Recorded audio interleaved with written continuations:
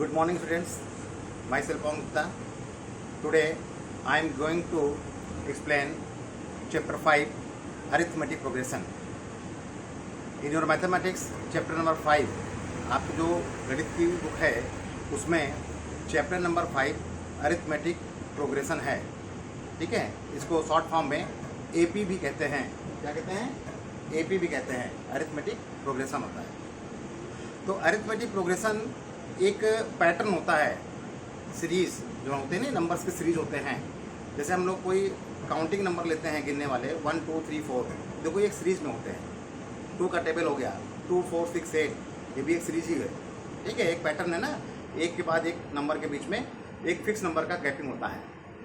ठीक है, इसी तरह कोई भी नंबर हम एक पहला नंबर को कांस्टेंट कर लेते हैं। पहला नंबर कोई भी हो सकता है, उसके बाद एक फिक्स नंबर को ऐड करके या सब्ट्रैक्ट करके हम लोग एपी सीरीज प्राप्त कर लेते हैं। एपी को हम लोग पाते हैं। तो उससे पहले कुछ टर्मिनोलॉजी हैं जिनको हमें जानना आवश्यक है। ठीक है, तो पहला टॉपिक क्या होता है हम लोग देखते हैं। पहला है सीक्वेंस। सीक्वेंस क्या होता है? Some numbers arranged in a different order. कुछ नंबर जो होते हैं एक डिफरेंट ऑर्डर में अरेंज होते हैं according to the different rule. कुछ एक डिफरेंट रूल होता है, उनका नियम होता है। ठीक है, आर से टू फॉर्म ऑफ सीक्वेंस, तो उसको हम लोग सीक्वेंस कहते हैं। ठीक है, जब कोई नंबर किसी एक डिफरेंट रूल के तहत एक डिफरेंट ऑर्डर में अरेंज हो तो उसको हम लोग क्या बोलते हैं? सीक्वेंस में कहते हैं। ठीक है, फिर आता है सीरीज। सीरीज क्या है? If A1 A2 A3 AN is a sequence. अगर कोई एक सीरीज आपका सीक्वेंस में है, ठीक है, तो उसको A1 + A2 + A3 करके ले जाता है, तो उसको हम लोग सीरीज कहते हैं। सीरीज के बाद इसमें आता है एक डिफरेंट सीरीज। ठीक है, डिफरेंट मतलब एक निश्चित डिफरेंट सीरीज के बारे में हम लोग जानते हैं। सीरीज में हम लोग क्या बताते हैं कि डिफरेंट सीरीज ना, डिफरेंट की जगह पर हम कह देंगे फाइनाइट सीरीज। फाइनाइट सीरीज क्या होती है? ऐसी सीरीज जिनमें नंबर ऑफ टर्म्स हमें ज्ञात हों, मालूम हो। जब नंबर ऑफ टर्म्स हमें मालूम होते हैं, फाइनाइट होते हैं, ज्ञात होते हैं, तो उसको हम लोग फाइनाइट सीरीज बोलते हैं। तो फाइनाइट सीरीज क्या है? A series having finite number of terms is called finite series. ठीक है, जिसमें हमें फाइनाइट नंबर ऑफ टर्म्स होते हैं तो उनको हम लोग बोलते हैं फाइनाइट सीरीज। फिर आता है इनफाइनाइट सीरीज। इनफाइनाइट में क्या होंगे? आपको नंबर ऑफ टर्म्स नहीं पता होगा, कितने भी हो सकते हैं, अनलिमिटेड हो सकते हैं, तो वो इनफाइनाइट सीरीज होता है। अच्छा, जो सीरीज दी गई होती है, जैसे मान लो दीजिए 2 4 6 8 10 डैश डैश 20 कर दिया, तो इसका मतलब है कि 20 तक ही जाएगा। तो इसका मतलब हो गया कि ये इसमें जो टर्म्स है वो फाइनाइट हैं। कभी कभी क्या होता है, नंबर आपको दे दिया गया 3 6 9 12 and dash dash dash dash dash, मतलब इनफाइनाइट कर दिया गया। इसमें क्या हो गया? नंबर ऑफ टर्म्स इनफाइनाइट होते हैं। तो ये क्या हो जाएगा? A series having infinite number of terms is called infinite series. ठीक है ना, दिख रहा है? इसको नोट कर लीजिएगा। फिर नेक्स्ट हेडिंग है प्रोग्रेशन। प्रोग्रेशन क्या होती है? प्रोग्रेशन एक डिफरेंट रूल्स को फॉलो करने का, जो नियम के तहत जो पैटर्न आपका बने एक डिफरेंट रूल्स को फॉलो करता है, तो उसको बोलते हैं प्रोग्रेशन। ए सीक्वेंस, कोई भी सीक्वेंस है आपके पास, वो terms follow a certain rule, एक निश्चित रूल को फॉलो करते हैं, तो उसको क्या बोलते हैं? प्रोग्रेशन। इसके बाद आता है एपी, अरिथमेटिक प्रोग्रेशन। नेक्स्ट बताया क्या है आपका? Arithmetic progression. तो अरिथमेटिक प्रोग्रेशन क्या होता है? जब हम कोई सीरीज किसी एक रूल के तहत, किसी नियम के तहत हम उसको सीक्वेंस में रखते हैं, है ना, तो वो जो नंबर ऑफ सीरीज मिलता है, किसी कांस्टेंट टर्म को हम ऐड या सब्ट्रैक्ट करते हैं, यानी उसके प्रीसीडिंग टर्म पे, तो वो जो नंबर हमारा प्राप्त होता है, जो सीरीज प्राप्त होती है, उसे अरिथमेटिक प्रोग्रेशन कहते हैं। तो क्या है? A sequence in which each term differs from its preceding terms। Her term अपने पीछे टर्म से एक फिक्स नंबर से क्या होता है? डिफर होता है बाई अ कांस्टेंट, वो एक कांस्टेंट नंबर होता है, इज कॉल्ड एन एपी। तो उसको हम लोग एपी कहते हैं, अरिथमेटिक प्रोग्रेशन कहते हैं। This constant is called the common difference. उसको हम लोग एपी में कॉमन डिफरेंस कहते हैं और इसको स्मॉल डी से रिप्रेजेंट करते हैं। ध्यान देना, स्मॉल डी से। अब एपी का कॉमन डिफरेंस डी से हम लोग रिप्रेजेंट करते हैं। हर जो नंबर होते हैं, जो सीरीज में जो भी नंबर्स होते हैं उनको हम लोग टर्म्स के नाम से जानते हैं, ठीक है। तो each of the number in this sequence is called term, उसको हम लोग टर्म कहते हैं।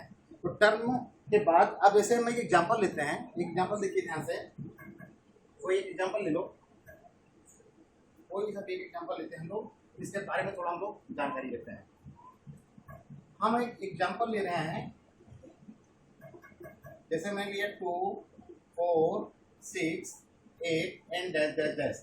अगर मैं डैश डैश डैश कर दिया, इसका मतलब हो गया ये इनफाइनाइट सीरीज हो जाएगा। अब इसमें 2 एक टर्म है, 4 एक टर्म है, 6 एक टर्म है, 8 एक टर्म है। तो सीरीज में ये आपका पहला टर्म है, फर्स्ट टर्म है, इसको क्या बोलते हैं, फर्स्ट टर्म है, ठीक है।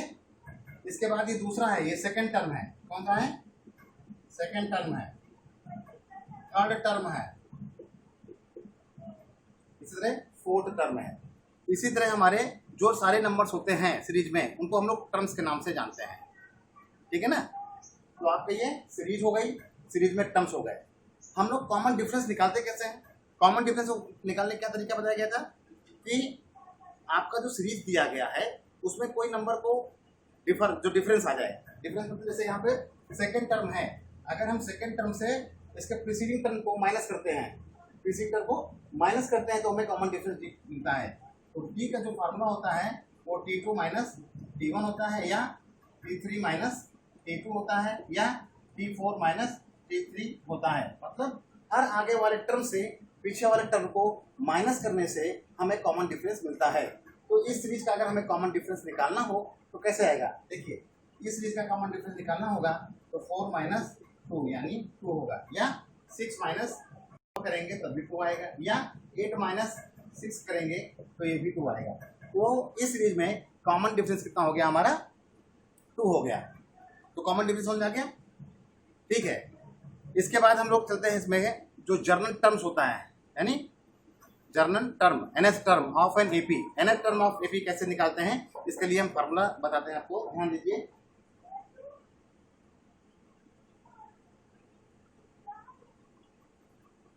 तो आपका जर्नल टर्म ऑफ एपी क्या होता है, journal term of an AP, ठीक है। इसको बोलते हैं, जर्नल टर्म को टीएन से कहते हैं, एनएस टर्म जिसे कहा जाता है। ये होता है a plus n minus 1 into d. क्या होता है, a plus n minus 1 into d, जहां पर a क्या है, a आपका फर्स्ट टर्म है, n क्या है, n आपका नंबर ऑफ टर्म्स है, d क्या है आपका कॉमन डिफरेंस है, कॉमन डिफरेंस है, और टीएल क्या है, nth टर्म है, nth टर्म है, ठीक है ना। तो इस तरीके से हम इस फार्मूला का उपयोग करके, ये फार्मूला जो है हमारा, इस फार्मूले का उपयोग करके हम लोग किसी भी अरिथमेटिक प्रोग्रेशन यानी एपी का हम nth टर्म निकाल लेते हैं, ठीक है। ध्यान देने के बाद और चीज भी है, जो इस चीज को जो nth टर्म है, इस चीज को हम लोग एल से भी रिप्रेजेंट करते हैं, कभी कभी एल भी होता है, इसको लास्ट टर्म कहते हैं। एल क्या है आपका, एल नीचे पाएगा नहीं, कट जा रहा है टर्म में, तो एल जो होता है वो लास्ट टर्म ऑफ एपी होता है, लास्ट टर्म ऑफ एपी होता है। अरिथमेटिक टर्म का जो आखिरी टर्म होता है उसको हम लोग एल से डिपेंड करते हैं, रिप्रेजेंट करते हैं। और ध्यान देना है कि यही टीएल के बराबर भी होता है। आपके क्वेश्चंस में ऐसी चीजें दी गई होंगी, उसको हम लोग यहाँ पर सॉल्व कर देते हैं, ठीक है ना। अब ध्यान देना है, इसके बाद हमारा आता है, कभी कभी पूछ देते हैं, कोई सीरीज दिया हो तो वहां पूछ देते हैं कि लास्ट से, मतलब कोई सीरीज दिया हो, उस सीरीज से लास्ट से हमारा टर्म पूछ रहा हो, कौन सा टर्म, लास्ट से। मान लो कोई सीरीज दिया गया हो, जैसे मान लो एक सीरीज दिया है, ये दिया है 2, 4, 6, 8, 10 और डैश डैश डैश डैश करके 30 दिया हो, 30 दिया है। यहाँ पर ये जो है आपका ए, ये आपका ए फर्स्ट टर्म है, ये है, क्या है ये, फर्स्ट टर्म है, और डी निकालेंगे तो क्या करेंगे, इससे इसको माइनस कर देंगे, तो 4 माइनस 2 ये क्या हो जाएगा, डी, यानी डी की वैल्यू 2 आ जाएगी, ठीक है ना। और ये जो लास्ट टर्म है यानी ये है एल, एल को बोलते हैं लास्ट टर्म। अब कभी कभी क्वेश्चन पूछ लेते हैं आपसे कि बताइए लास्ट से पांचवा टर्म कौन सा होगा, लास्ट से पांचवा टर्म कौन सा होगा। इस तरह क्वेश्चन लगाने के दो तरीके होते हैं। पहला तरीका तो आप फार्मूले से लगा सकते हो, मैं फार्मूला बता रहा हूं, पहले फार्मूले से लगाएंगे, दूसरा तरीका मैं उसके बाद आपको बताता हूं।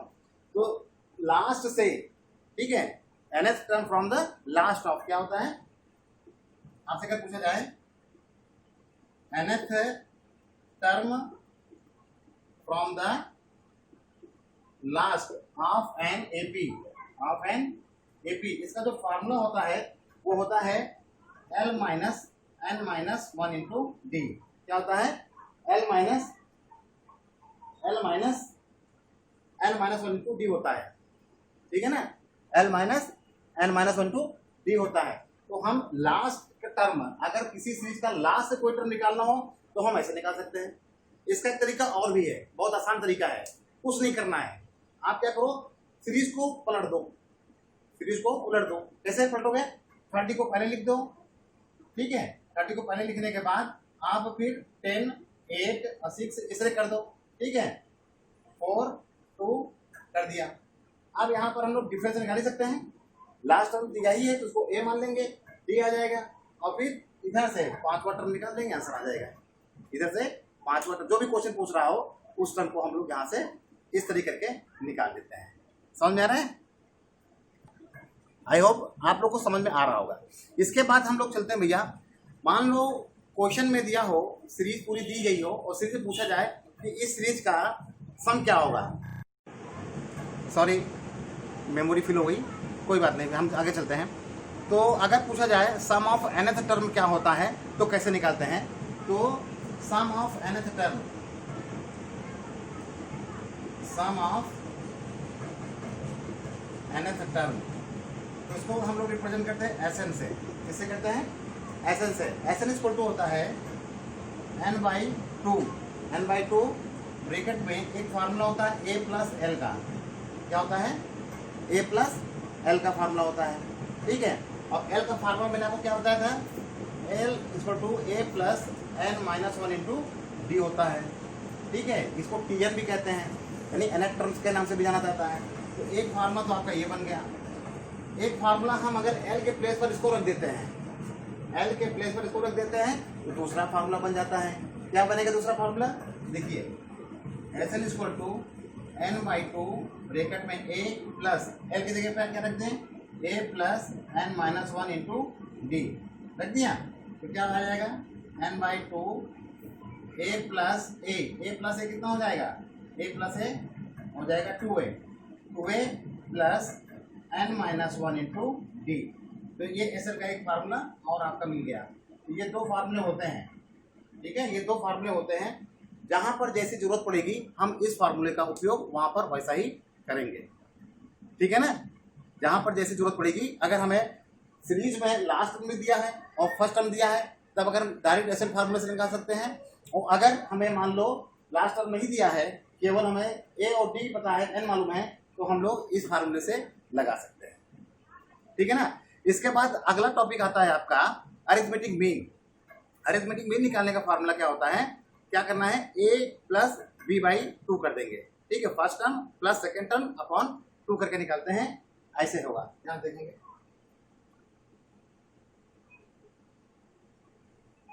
अरिथमेटिक मीन के लिए क्या फार्मूला है, arithmetic mean a plus b/2 क्या होता है, a प्लस b/2 होता है, ठीक है। आपका क्वेश्चन और भी आएंगे जिसमें से आपको क्वेश्चन में दिया रहेगा कि कोई फार्मूला दिया हो कि मान लीजिए कोई s n sum of nth term का फार्मूला दे दिया, s n equal to an plus 2 दे दिया, ठीक। उसके बाद आपसे टर्म पूछ रहे हो तो कैसे निकाला जाता है, उसको निकालने के लिए हम लोग इस फार्मूले का उपयोग करेंगे। पर क्या बताया था मैंने कि जब हमें if sum of nth term यानी एस एन गिवन हो आपका, क्वेश्चन में एसएन गिवन हो और आपका एपी का और आपको nth टर्म पता करना है तो क्या फॉर्मूला होगा an equal to s n minus one. S n दिया होगा उसको निकलेंगे और फिर उसमें से n-1 करके हम आपका an nth टर्म निकाल लेंगे। an बोलते हैं tn बोलते हैं, कोई परेशानी वाली बात नहीं है। कहीं कहीं पर an दिया होता है, कहीं कहीं पर tn भी दिया होता है, दोनों का मतलब सेम है। देखो तरीका है रिप्रेजेंटेशन का, कहीं कहीं an दिया होगा, कहीं कहीं, दोनों का मतलब क्या हो जाएगा, सेम हो जाएगा, ठीक है ना। फिर हम लोग कॉमन डिफरेंस कैसे निकालते हैं?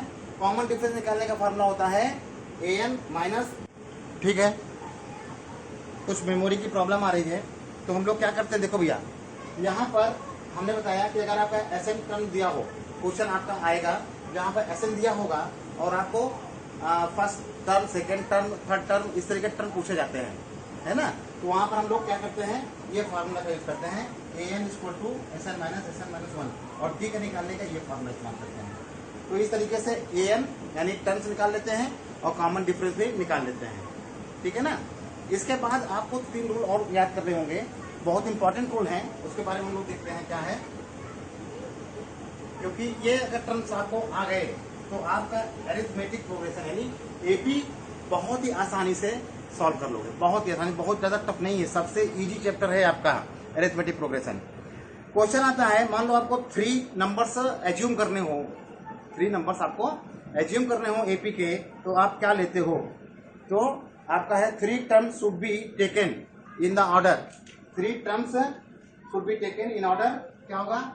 a माइनस डी लेंगे, a लेंगे और a प्लस डी लेंगे। अगर 4 टर्म लेने हो, 4 टर्म के लिए क्या करेंगे?